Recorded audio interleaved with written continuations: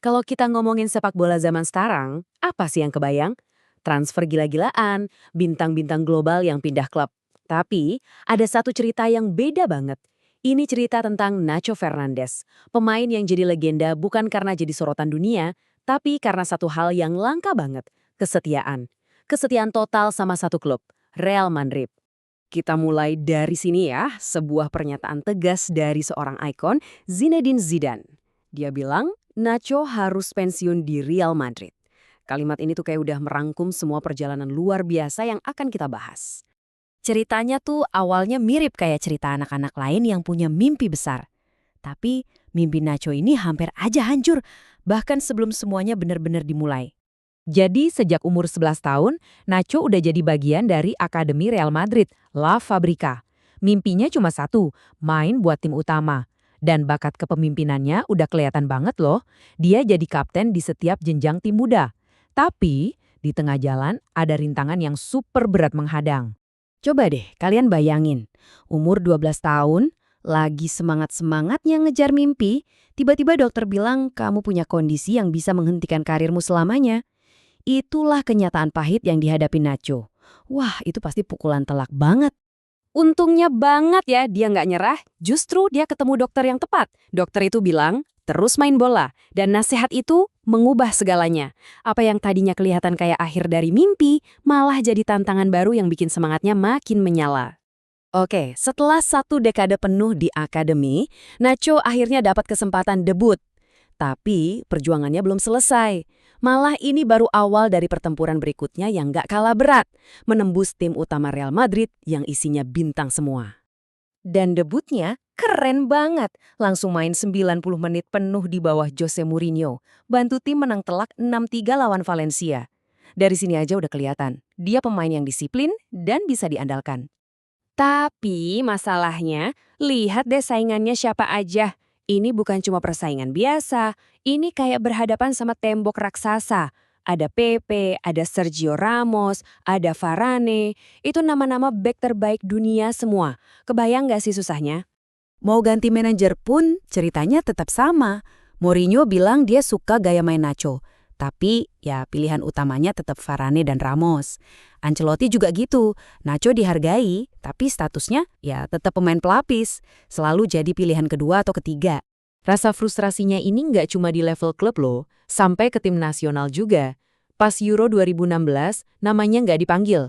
Dia cuma bisa nonton teman-temannya main dari rumah.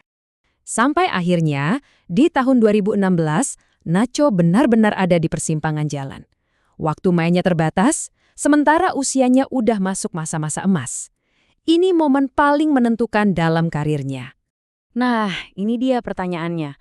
Mending bertahan dan terus berjuang untuk mimpi yang kelihatannya makin jauh, atau pindah aja ke klub lain dan jadi pemain bintang di sana. Kalau kalian di posisi dia, kalian bakal pilih yang mana? Dan ini bukan cuma wacana ya, tawarannya beneran ada. Dua klub besar Italia, AS Roma dan Napoli, serius mau merekrut dia. Mereka janjiin posisi utama. Pintu keluar dari Madrid udah kebuka lebar banget. Tapi tepat waktu dia udah selangkah lagi mau pergi, ada satu orang yang datang dan mengubah segalanya. Siapa lagi kalau bukan Zinedine Zidane? Zidane yang waktu itu baru jadi manajer, langsung turun tangan. Dia bilang, "Enggak, kamu nggak kemana-mana. Kamu bagian penting dari rencana saya." Wow, intervensi personal dari Zidane ini benar-benar mengubah arah karir Nacho. Dan hasilnya bisa kita lihat di sini, dramatis banget. Sebelum Zidane, rata-rata Nacho cuma main 15 kali semusim. Di bawah Zidane, langsung loncat jadi 39, terus 42 kali main. Angka-angka ini nunjukin betapa besar kepercayaan Zidane sama dia. Zidane sendiri memuji Nacho habis-habisan. Dia bilang, Nacho itu bisa dipasang di mana aja di lini belakang. Dan hasilnya selalu bagus. Dia selalu fokus, selalu bisa diandalkan. Kualitas inilah yang jadi kunci, apalagi pas bek-bek utama lagi cedera. Akhirnya, kesabarannya selama bertahun-tahun terbayar lunas. Dan bukan di panggung biasa, tapi di panggung terbesar Eropa. Dia bertransformasi dari pemain cadangan jadi bagian penting dari tim yang menjuarai Liga Champions berturut-turut. Dengan memilih untuk setia, Nacho tuh nggak cuma menangin trofi loh, dia mendapatkan sesuatu yang jauh lebih langka di sepak bola modern. Dia mendapatkan status sebagai legenda sejati. Perjalanannya ini jadi semacam blueprint buat jadi legenda. Pertama, kesetiaan. Dia nolak pindah demi klub impiannya. Kedua, konsistensi. Setiap kali dapat kesempatan, dia selalu tampil maksimal. Dan ketiga, kepemimpinan. Puncaknya, dia dipercaya jadi kapten tim. 23. Itu jumlah trofi besar yang dia menangkan bersama Real Madrid. 23. Bukan koleksi yang main-main kan? Lebih dari 327 penampilan. Setiap pertandingan itu adalah bukti nyata dari komitmen dan dedikasinya buat klub. Dan ini angka yang paling penting dari semuanya. Angka yang mendefinisikan seluruh karirnya. 1.